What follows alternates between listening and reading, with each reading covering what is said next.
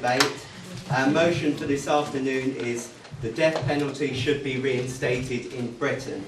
And speaking for the motion, we are lucky today to have Peter Hitchens.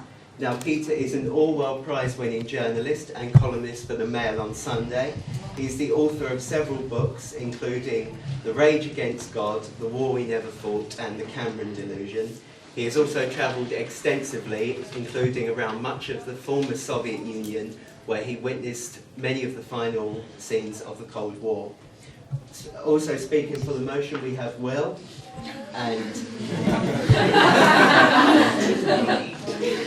speaking against the motion, we have Toby Pereira, who is also an author of Stuff and Consciousness, Connecting Matter and Mind. He also stood as an independent candidate for the constituency of Braintree at the 2015 UK general election, where he came sixth, beating the British National Party.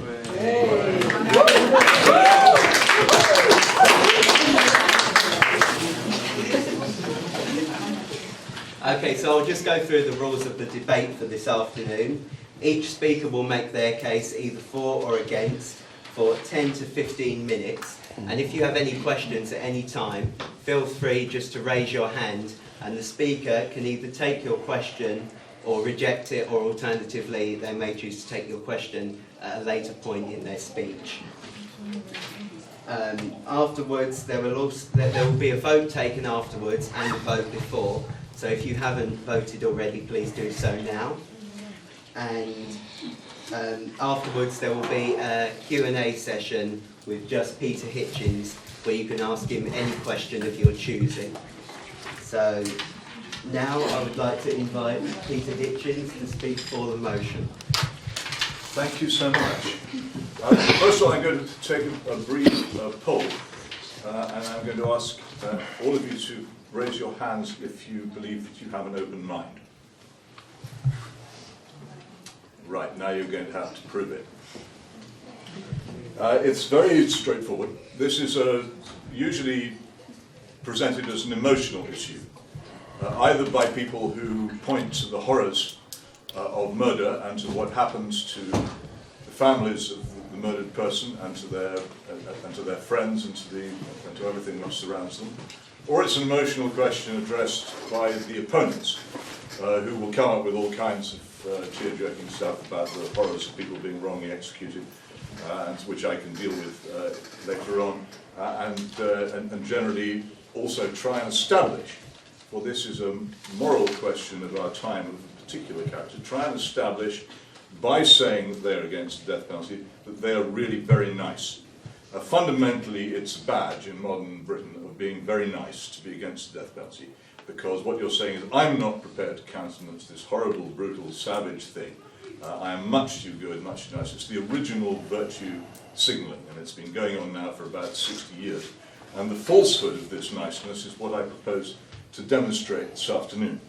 Now, the first thing is that there's not much point in my asking for the reinstatement of the death penalty in this country. We already have a death penalty in this country. It is regularly carried out by the police, who shoot people all over the country without any form of trial or due process. No jury is involved, no possibility of appeal, no possibility of reprieve. The person is simply shot dead by an individual officer taking a huge responsibility on his or her shoulders, which lasts for a lifetime, and often, it seems to me, to be mistakenly. One person was actually shot by a police officer some years ago when he was totally naked, although the allegation was that he was carrying a firearm. These things happen, and they happen all the time. In the United States, which is also often advanced as proof of the inefficiency of the death penalty, hundreds of people are shot each year by police officers, and nobody makes any fuss about it at all. But it is a death penalty. It is exercised by the state. The person against whom it is directed is dead irrevocably, and nothing can be done to bring them back. It has many of the disadvantages of the death penalty and none of its advantages. So that's the first point I need to make. If you're against the death penalty, then you're in trouble, because we already have one. It's the kind of death penalty you have which is really at issue. The other thing is that if you're against the death penalty, you have to give me a very good reason as to why you're against it and what you think it's for. Now, the fundamental reason for having a death penalty is as a deterrent, not as a deterrent of murder. There are numbers of murders which probably could not be deterred by any kind of penalty or threat, and which would take place anyway. It's a deterrent against particular types of murder, one known in the legal profession as stranger murder, that is to say the murder of witnesses after other crimes have been committed. This is particularly the one that's increased in the United States since the effective death penalty was abolished there about 60 years ago, and this involves the murder of checkout clerks at supermarkets, staff at garages which have been robbed, and rape victims. Once you have raped or robbed somebody, if there is no death penalty, the chances are that you have no greater risk attached to you if you decide to kill the person whom you raped or robbed, because you will not serve any considerably or significantly greater sentence for the crime if you kill them. The other thing is that you will kill the witness, probably the only witness to your crime, which means that there is a rational reason to kill somebody which didn't exist when there was a death penalty. It's a simple fact, and you have to bear in mind that many criminals are rational and they do behave like this, and this is one of the reasons why certain types of murder have arisen. The other thing the death penalty does, which it did very effectively in this country, in particular until 1957 when it was half abolished, is it discourages the carrying of lethal weapons by criminals. If you look at the number of crimes carried out by people carrying lethal weapons in this country, they rose sharply during two extraordinary periods, in 1948 and 1956, during which the death penalty in this country was suspended while its abolition was debated. They then fell again afterwards. The other thing which you'll find is that although the number of homicides in this country, and the figures tend not to distinguish between manslaughter and murder, the number of homicides in this country has risen quite substantially since the death penalty was finally abolished in 1964. The number of attempted murders and the number of serious wounding with intent to kill offences has risen astronomically.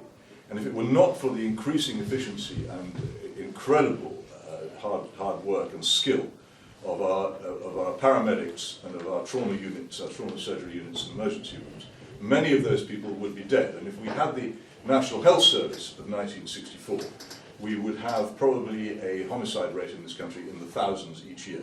It is not that people are not committing acts of serious violence anymore, or that those acts of serious violence have not increased.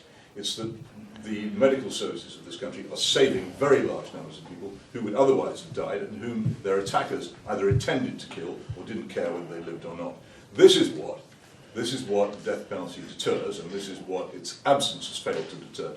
The other thing which has grown up as a result of it is the thing I mentioned at the beginning, which is the increasing arming of the police.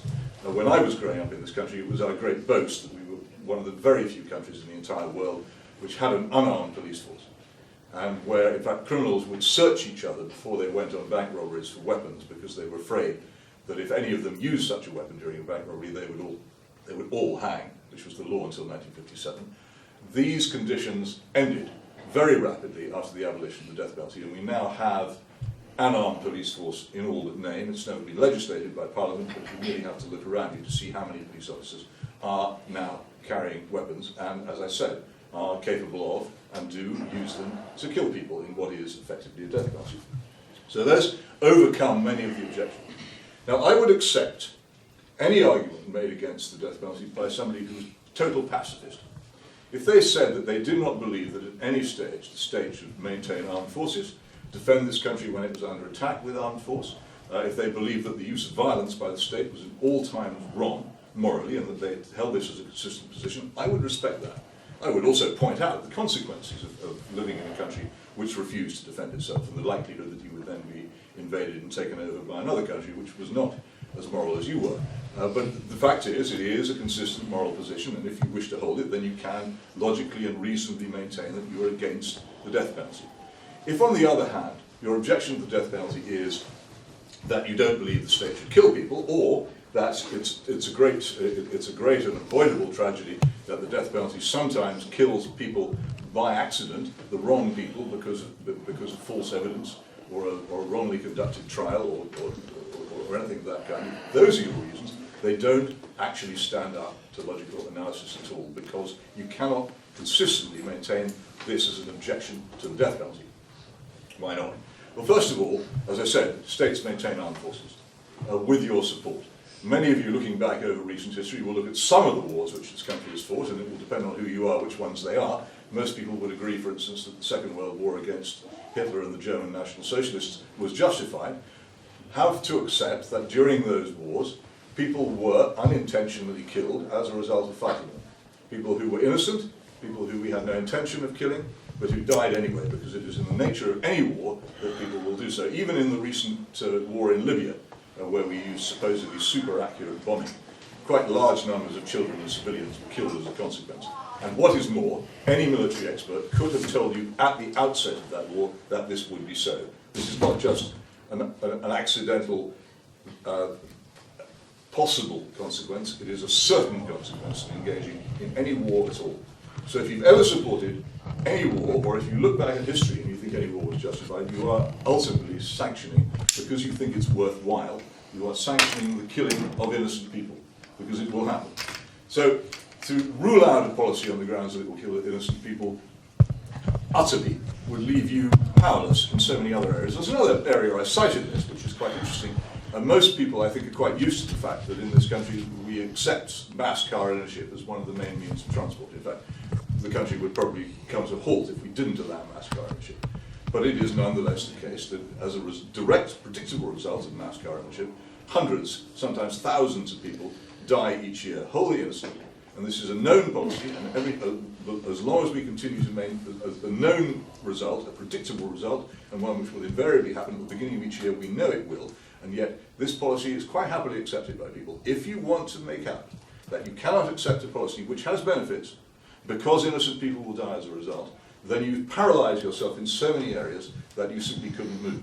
Therefore, you cannot logically, realistically use it as a reason for saying we can't have a death penalty because people might sometimes be wrongly executed. People are always murdered. Anybody who is murdered is wrongly killed. Anybody who is murdered is innocent. In the past, I think, a dozen years, 10 people have been killed in this country by convicted murderers released on license, which is, again, the unintended deaths of innocent people as the direct result of a state policy which most people support. So you simply can't use that as an absolute argument against it. You have to return to the fact that is the death penalty justified? Is it justified as a deterrent? Does it keep us safer? Does it prevent people from doing wicked things which they otherwise would do? Does it make this a more civilized and less violent society? Is there any substitute for that? No, there isn't. We've established there is no substitute for it because we've seen over the years when life imprisonment has been offered as a substitute that it hasn't actually worked, that the numbers of homicides, the number of attempted murders, the numbers of serious wounding with attempt to kill have risen exponentially since it came to an end, and we have acquired an armed police force which we didn't want. So simply, straightforwardly, logically, what are you left with? Somebody will raise the question, somebody always does, well, what about, say, the United States? It has a death penalty, it doesn't prevent murder. I would say, and I've lived in the United States, I've witnessed 2 executions in the United States, I would say that the death penalty, to all intents and purposes, does not exist in that country. Most people who commit murders in the United States are never executed. Very few that are executed are generally executed around about 15 years after their crime and they've forgotten what they did. In the state of Louisiana, I think there are several hundred murders a year, which officially has the death penalty. Several hundred murders a year in New Orleans alone. Now, some of you will have been watching the BBC drama series Undercover, in which an attempt, in my view, an almost defamatory attempt is made to portray the state of criminal justice in Louisiana. I have to tell you, there has not been a single execution in Louisiana for years. And the last person who was executed in Louisiana was a child murderer, and he was white. Which brings me on to the next question, which people will say that the death penalty has been unfairly applied to people with black skins rather than people with white skins. Well, that may well be true in the United States. Many bad things happen in that country. I'm all in favour of executing more white people to redress the balance. I am an equal opportunity. That is, again, it's an argument against racial discrimination. It is not an argument against the death penalty. So I would hope very much to hear from my opponents in this debate, not the usual boilerplate and cliche, which doesn't stand up to logical or factual analysis, but an actual argument as to why we are in some way safer or more civilized by not having a death penalty, which is, and here I make an absolute condition, there is no conceivable excuse for a death penalty in a country which does not have due process, jury trial, the presumption of innocence, and a free press. And when I say jury trial, I mean that nobody can be convicted except by the verdict of a unanimous jury. Under those conditions, and under no other conditions, could we conceivably have the return of the death penalty. I do not support the death penalty in tyrannies and dictatorships such as China. I do not think that it's supportable in such countries, and I wouldn't begin to do so. I support the death penalty as it was exercised in this country before 1957, and in that era, I have to tell you, it was usually exercised probably no more than 15 times a year at the maximum, and only carried out on particularly heinous murderers. And at that time, we were an immensely more peaceful country than we are now. There was far fewer weapons carried in this country than there are now, either knives or guns, and we had an unarmed police force, a luxury which now seems out of reach, which never shot anybody at all. Thank you very much.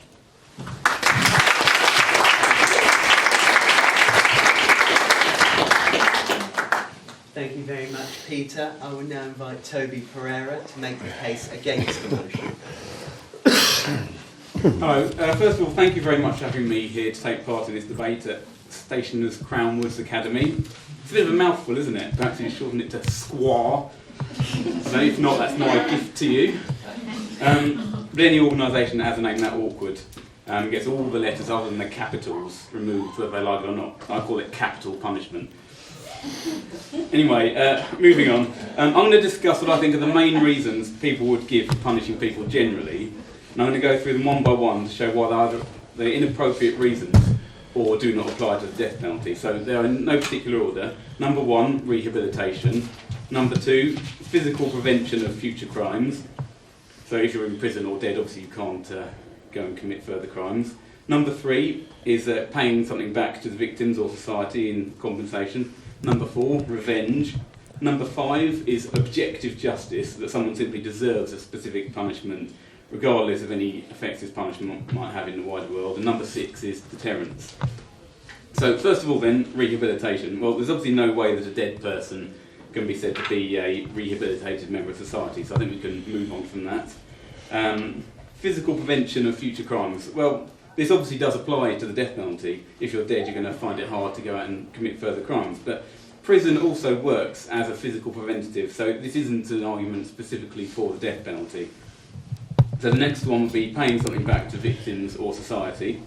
Well, the death penalty isn't like compensation. By paying with your life, no one gets your life. There's no actual payment. So there's no material gain to the victims or society with a death penalty, so that doesn't apply in this case. Then we have revenge. Well, yes, some people might feel better for having their bloodlust satisfied, but I don't think this is something we should be encouraging in a civilised society, and it's certainly not the job of the state to be settling personal scores.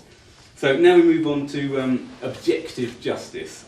So this is the idea that someone simply deserves to be punished, regardless of any effects that this punishment would have or on anyone else or the wider world generally. Well, I think we'd have to consider what it means for someone to simply deserve punishment in a vacuum, so to speak. But I think you'd struggle to prove a logical connection. We're considering inflicting a punishment, suffering, on someone purely because we are saying they deserve it, and not any wider consequences of this, such as other people's satisfaction that this punishment's been administered. So you'd have to make a positive case for something that has purely negative consequences. If there's any sort of gain from this, it's purely an impersonal gain, not in a way that anyone actually feels. There would effectively have to be some sort of detached justice meter that no one actually can detect, and yet we're supposed to somehow base our punishments on it. Well, I think it's fair to say that the burden of proof is on someone who wants to make the case for this.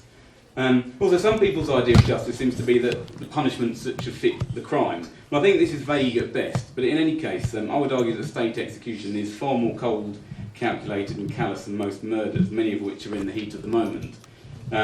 You also have to factor in the years spent on death row into the punishment. So in the case of execution for murder, the punishment would actually genuinely be greater than the crime. There's also the argument that we are physical beings with physical brains, entirely subject to the laws of physics. So there does not actually appear to be any room for genuine free will in that, certainly not in any sense that would make punishments objectively deserved.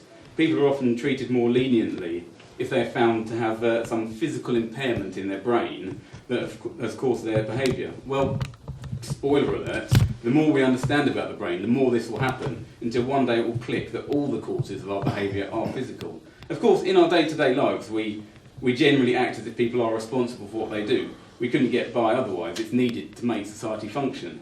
But we're not considering that here. We're looking at someone purely deserving to be punished, completely irrespective of any knock-on effects in wider society. And I can't see an argument for that, given the lack of free will by any meaning that would be required here.